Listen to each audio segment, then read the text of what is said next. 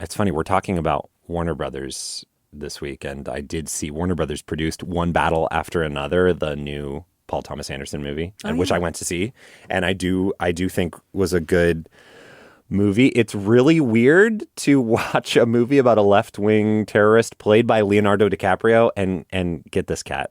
His name is Bob Ferguson in the movie. What? I know. Wait, for real? For real. Are we going to have another press conference about this? There's yet another Bob Ferguson add to the list. Is he going to be on our ballot? How many Bob Fergusons could there be? He should run for governor. Paul Thomas Anderson said, you know what? There's not enough Bob Fergusons in the world. Let's throw one in. There's a really funny bit about he forgets this sort of left-wing code over the radio, and he can't remember. He's supposed to say what time it is. And of course, you know what I'm thinking when he gets to the end is, it's time for Sound Politics. Oh, you got me.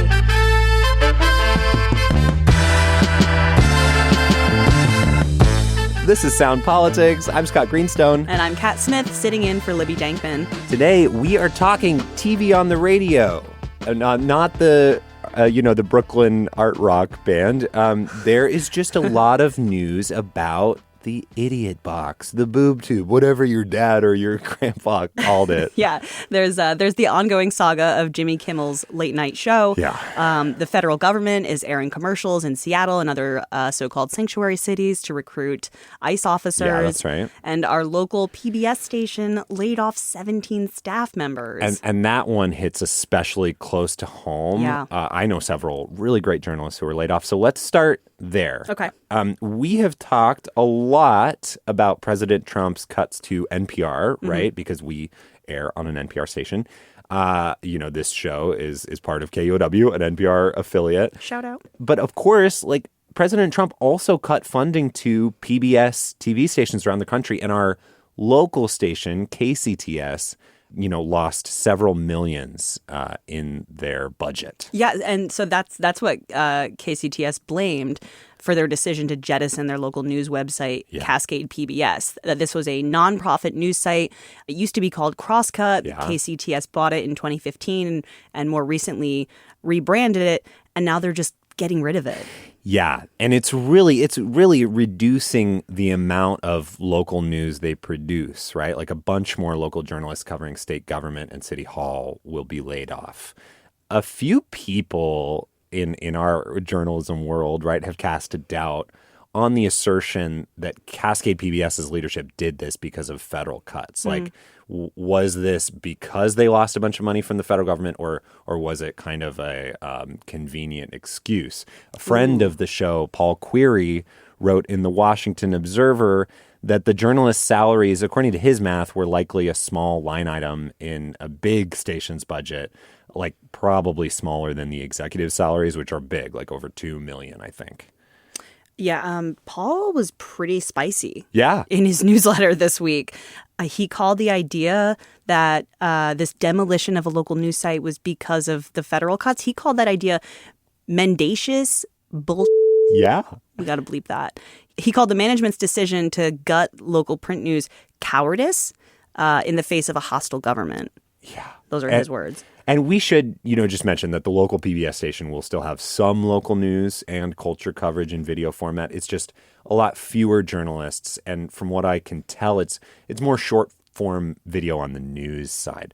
Okay, but anyway, we're here to talk more about commercial TV, not that Sesame Street BS or what? Wait, what's on? Sesame Street's not on PBS anymore. What is on Is Mr. PBS Rogers Kids now? still on? No, I don't think so. We're too old. I used to watch Cyber Chase when I was a kid, but there's no way that's still on. Hans knows it. Our producer was a Cyber Chase he was a boy. cyber Motherboard. Anyway, is that her name? Was it Motherboard? Oh, I don't remember what the name of that character was. All I remember is that Kelsey Grammer was the voice of the villain in Cyber wow. Chase. Kelsey Grammer is going to come up later in this show today. Well, okay, so two things about local commercial TV, right? Okay, so we're not talking about PBS. We're talking about the for-profit stuff.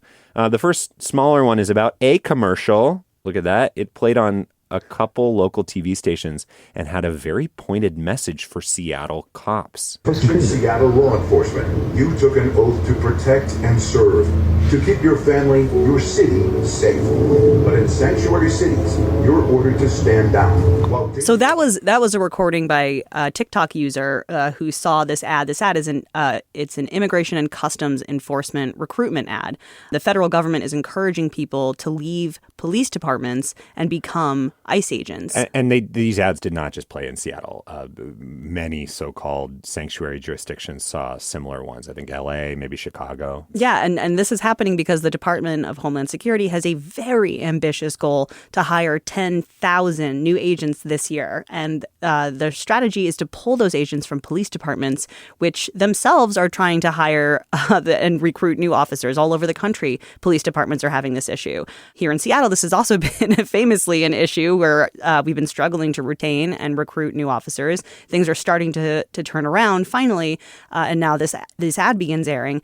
So Seattle Mayor Bruce Harrell has not taken kindly to the fact that the feds are trying to poach police that he has been trying so desperately to hang on to and recruit. He said in a statement that the ad, quote, uses misstatements of both law and fact, and he called the ad an insult to Seattle law enforcement officers. Whew. Okay.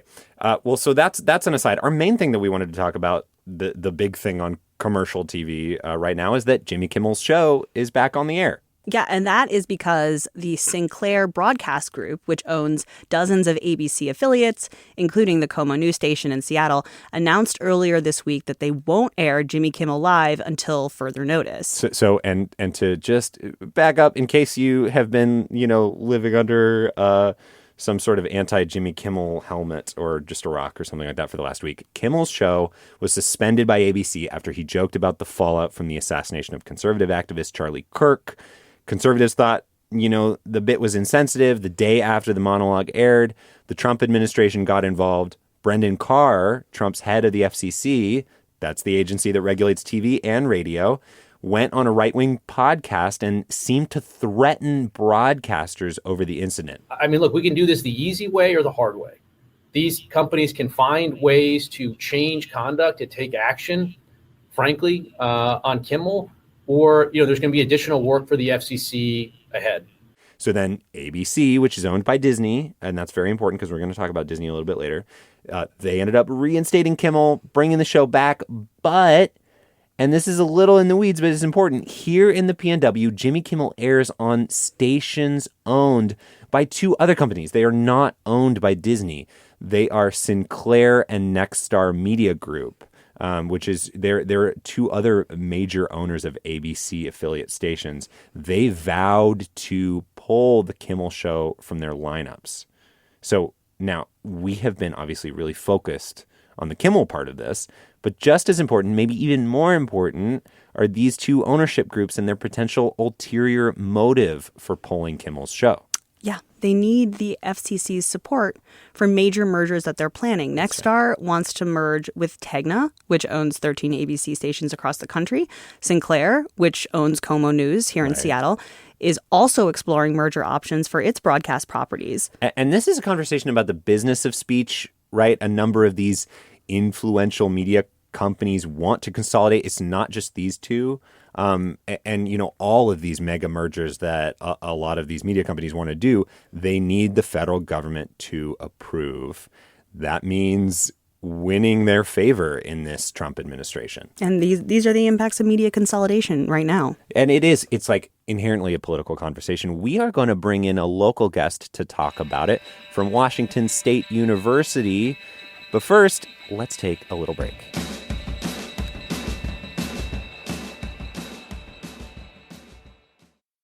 We're back and here with Paul Popiel, who's an assistant professor in the Department of Journalism and Media Production at the Edward R. Murrow College of Communication, which is part of Washington State University. Paul, thank you for calling in from Pullman to be here with us. Thanks so much for having me. So we're going to talk to you about two big companies that own local TV stations in Washington State and Seattle, in Western Washington. Those are Nexstar and Sinclair, and both of them have said that the ABC stations they own will not air Jimmy Kimmel's show, at least for now. I want to start with Sinclair. This is not Sinclair's first foray into politics. And Sinclair, again, owns the local station KUOW. They previously faced pushback for mandating that conservative talking points be inserted into local news programming, including locally here at KUOW in Seattle. How much control does a broadcaster like Sinclair have over what viewers see on air when they turn on the TV? Like, are decisions like preempting Kimmel or requiring talking points normal in broadcast television? Not at this scale. They're not. And Sinclair actually has significant reach into America's TV homes. It reaches approximately, I believe, 40 to 60% of the households in the U.S. So Wow. The decision to preempt the Kimmel talk show is quite significant. And when you couple that with Nexstar, you're talking about a sizable impact on the ability of various households to view the program. So what's happening with Kimmel's show obviously has caused an uproar, certainly locally. Many people say, it looks like the federal government is wielding its power to silence a comedian who has long been critical of Trump. I'm thinking about, FCC chair Brendan Carr implied on a podcast that he might consider punishing broadcasters if they continued carrying Kimmel's show. And then, after those comments, right, the dominoes seemed to fall astonishingly quickly. Sinclair and Nexstar said they'd stop airing the show. ABC suspended him. Now ABC has reinstated him, but Sinclair and Nexstar are still, not airing his show. That all happened, within hours and then days. And what was happening behind the scenes of these big media companies that might have made them, Nexstar and Sinclair particularly, might have made them act so quickly? Part of the success or the impact rather, of the Brendan Carr threat is twofold. One, Sinclair in particular has a sort of conservative bent and a history of sort of conservative coverage. And so it has a kind of bends its ear, right, to the now conservative FCC and is willing to comply a little bit more readily than a more independent owner might. With Nexstar, which also leans conservative and is the largest broadcast local TV station owner in the country, the issue is a little more complicated. Nexstar is currently attempting to buy, or rather is going through the process of buying Tegna, which is a company that owns about 50 local TV stations. It was formerly owned by Gannett, which is one of the largest newspaper owners in the country. And Tegna, just for the record, owns King 5 here in Seattle. Yeah. Yes. Yeah. Tegna owns approximately, if I'm not mistaken, 4 stations in Washington State, 2 in Seattle and 2 in Spokane. And so a lot is riding on this deal. Particularly, Nexstar needs FCC approval because FCC regulates the transfer of broadcast licenses. So it needs Brendan Carr's and other commissioners' approval for the deal to go through. So there is additional incentive here for Nexstar to very carefully pay attention to signals from the FCC. Essentially, that they want approval from the FCC so that they can actually do this merger. And Brendan Carr is potentially implying, or they are at least inferring, that he's not going to approve that merger if they keep airing Kimmel. Yes, that's exactly correct. It is a strategy we're seeing emerging from the FCC, and we're seeing this kind of politicization of media mergers happening sort of more broadly with respect to non-broadcast mergers, as for example, in the case of the recent Paramount Skydance merger, where the FCC, Brendan Carr particularly, imposed specific conditions on that merger as well. I want to hear more about that because you wrote about that for this news website, The Conversation. So this is a different deal, okay? So we're stepping out of the merger we've been talking about, which affects our local TV stations. Mega mergers obviously are part of a broader trend in media right now. And I want you to tell me more about that. Tell me more about this other deal Paramount, Skydance, Warner Brothers. It's like so much of what we watch, what we stream. Like, it's not just local TV. Can you tell me a little bit more about that merger you just mentioned? Yeah, so the Paramount Skydance merger has transpired, has been approved. David Ellison's Skydance, which was a media company, purchased Paramount, which obviously is a sizable and storied media company that operates one of the major movie studios, As well as among other CBS things, News, as yeah. well as CBS News. That's correct. That merger passed with some very strict Federal Communications Commission conditions, including the hiring of an ombudsman to oversee the operations at CBS, and for which, to fulfill that condition, David Ellison, the CEO of Paramount, hired a conservative head of a think tank and a trade advisor during the first Trump administration.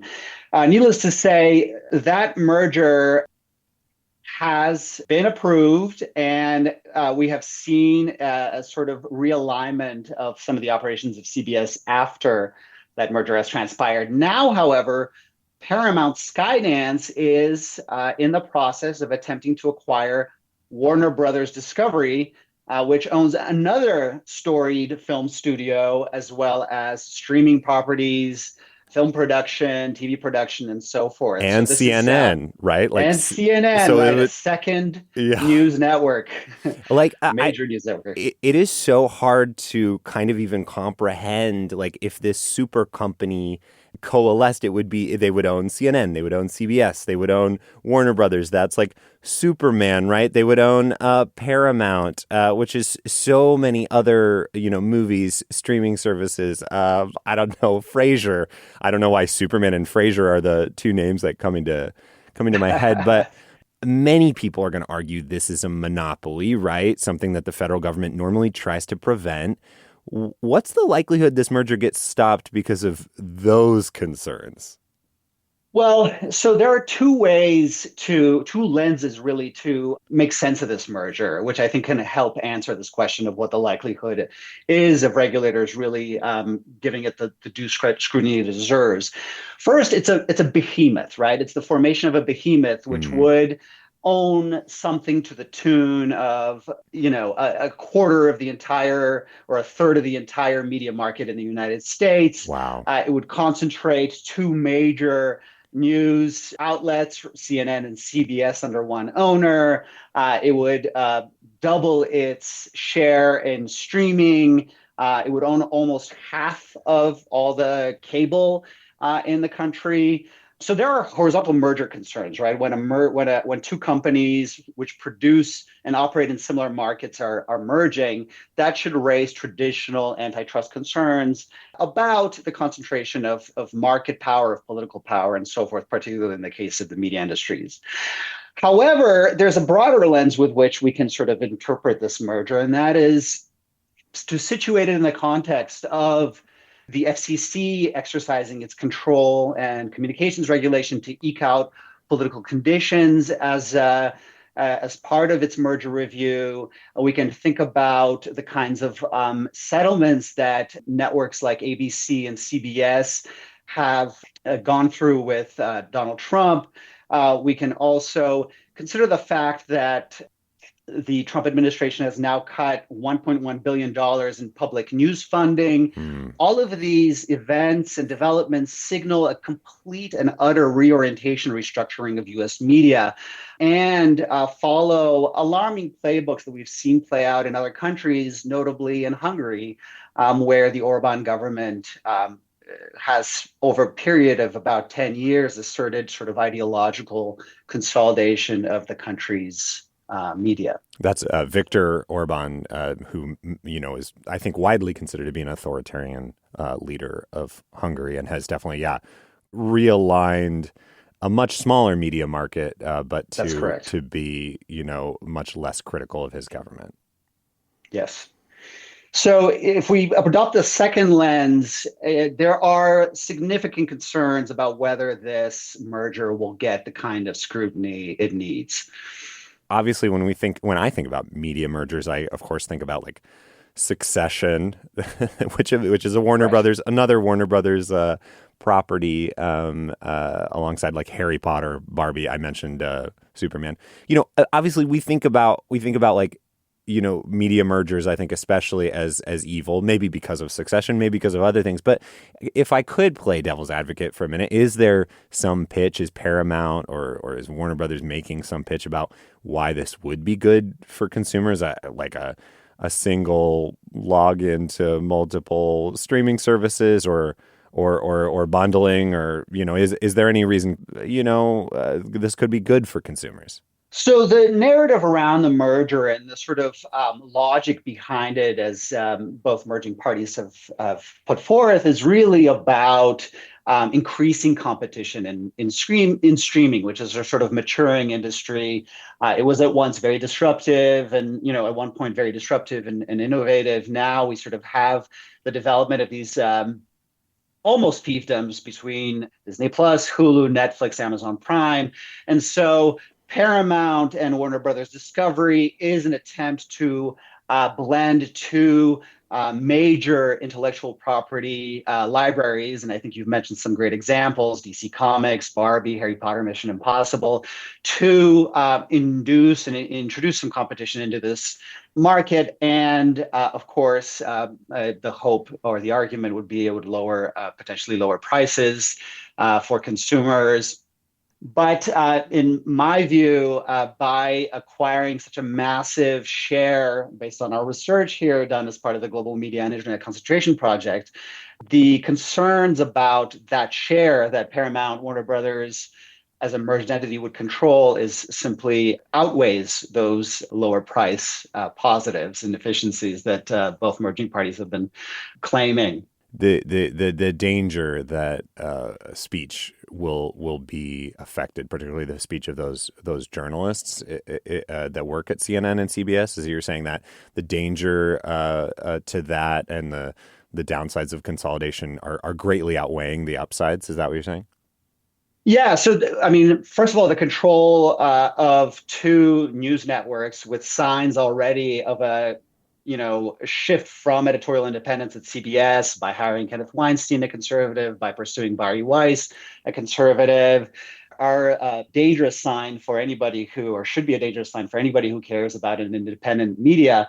But more broadly, the consolidation of so many media properties under one roof concentrates cultural production. We call these industries cultural industries because they shape culture, they shape politics, they entertain us, but they also orient us in society and towards politics. And I think there's a risk here that not only this would give the single merged entity a lot of control over that cultural production, but it would also open it up, and whether we're talking about the Trump administration or an administration that follows, it creates a sort of ease. It opens it up. This entity, it opens it up to vulnerability of editorial control, media bias, and so forth, and political pressure. It's a lot harder to exert that kind of pressure when you have a diverse, pluralistic media system than when you have one that's heavily concentrated. A lot of people my age are not watching Jimmy Kimmel, right? Or even like broadcast television at all, local, national, like they're on TikTok, they're on YouTube. Could these mergers affect online content? And I guess in a bigger sense, I'm curious, what would, if someone's sitting here listening to this and worrying about, the consolidation of media corporations and that impact on what you talked about, cultural production, news, all those things, what can you actually do? I mean, you could, I guess, submit a comment to the FCC or whatever, but if you don't feel like that's going to make a difference, should you go and get your, news from, TikTok? Like, what are you encouraging your friends or students or people around you to do to kind of like push back against this mega merger thing that is overtaking, the U.S.'s corporations? So I will say that this week is, in my classroom, the week on media ownership concentrations. This is very apropos. Sounds fun. What we are talking about. I do think that Americans in general should absolutely pay attention to media consolidation and media concentration issues because they are fundamentally cultural, social, and political issues. But I think you ask a lot of interesting questions in that question that you just posed. One is, we are going to see, if this goes through, a seismic restructuring of the U.S. media landscape. So when you think about CBS leaning more conservative, potentially under this merger, along with, and then you take into account sort of Fox, the TechNet Nexstar deal we were talking about, and Sinclair, we're talking about nearly 50% of all broadcasting under control of conservative owners, many of whom have prominent ties to this administration. When you also pair that with the gutting of local news by cutting funding, you're weakening, in a way, local community news that can offset some of the partisan model that we're seeing emerge and well, not really emerge, but be strengthened by these kinds of mergers like Warner Brothers and Paramount, that drives polarization through the roof in this country. And then in terms of what one can do, other than obviously educating oneself about media concentration, writing to the FCC, but also, insofar as it is possible, and of course, I'm as somebody who studies media concentration, I'm under no illusion that we have a lot of choice as consumers with respect to, especially in some markets. In some markets, you only have this access to these particular stations. But being a little bit more critical about one's own subscriptions and media choices, and communicating with owners of, and being aware of who the owners are of the content that we consume is, I think, of paramount importance. It is interesting to have seen that after a lot of people on my feed, at least, were canceling their Disney subscriptions when Disney, suspended Kimmel, then Disney reinstated Kimmel. Sometimes it feels like those kinds of boycotts don't have power anymore, but they obviously, do. I mean, obviously, I don't know all the conversations behind the scenes at Disney, but Paul, thank you so much for joining us today. Paul Popiel is an assistant professor in the Department of Journalism and Media Production at the Edward R. Murrow College of Communication, which is part of Washington State University. Thanks so much for being here. My absolute pleasure. Thank you. I'm trying to think about, my takeaways from that interview. I'm curious, Kat, what you heard there and what it's got you thinking about. Yeah, a couple things. I mean, I think one that just popped into my head is that my capitalistic lizard brain hears, cheaper streaming, single login, sign me up. Maybe I'll try not to think about the consolidation and free speech issues. It is very annoying to have to input your info a billion times across different, I did not sign up for this when I decided to cut the cable cord and go online. This is not what people wanted to have a million streaming subscriptions. It's very annoying. So okay, there's part of that is attractive to a consumer. I get that. On the other hand, you have all these private media companies that we've been talking about, and they're allowed to make choices about their business, what ads they air or not, how to restructure or lay people off. It's hard to ignore what looks like a big federal thumb on the scales. Yeah. The Trump administration is really skilled at finding these constitutional gray areas and exploiting them. It's almost like they're showing future authoritarians how to bend the rules. Nice First Amendment you've got there. Be a shame if something happened to it. My worry is that we're watching a new normal emerge here. Because Brendan Carr, we played that clip of him earlier on that podcast. Brendan Carr went on that conservative podcast, and he didn't explicitly threaten TV stations. He didn't make any specific, and he didn't take any specific actions against any TV stations or big media corporations. But what he did say was pretty vague, pretty light on specifics. But his words, companies took some pretty bold actions after he spoke, very soon after he spoke. Companies with ties to Trump or the MAGA world, or that need approval from the Trump administration while it's in power to make big deals, these companies suddenly looked like they were taking a political stance on the Kimmel situation. And that seems really dark. That seems really dark, and it makes me feel really bad. And I don't want to end the show on a bad note.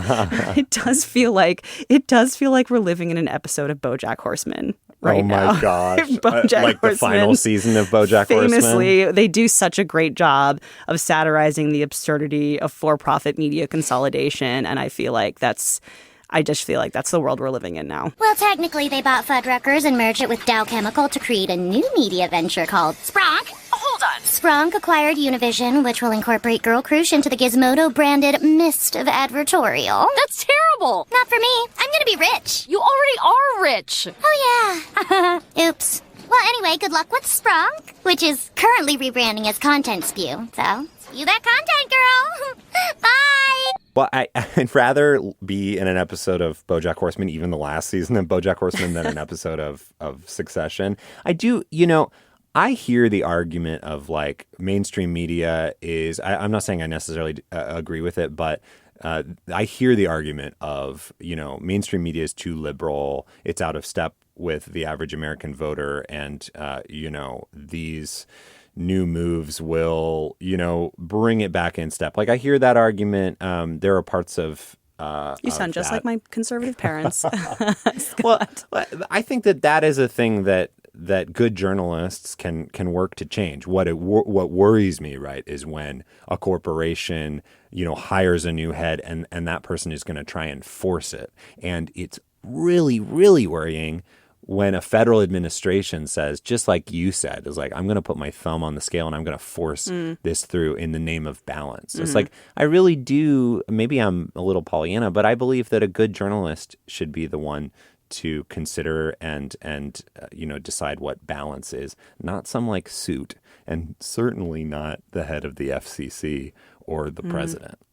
Good thing trust in journalists is so high at this present moment. That's what I love. People have so much faith in journalists Gosh, to do Kat, the right thing. We're so depressing. Dude, we need to get Libby back in here for like some uplifting takeaways at the end. I need an ice cream and a shot of tequila. That's it for Sound Politics today. Our show is produced by Hans Anderson and Sarah Leibovitz. Our editor is you, Kat Smith. I am KUOW politics reporter Scott Greenstone. And I'm Kat Smith, and this show is only possible because of your support. Please consider a donation to keep us going at kuow.org/politics, and thank you. We'll see you next week.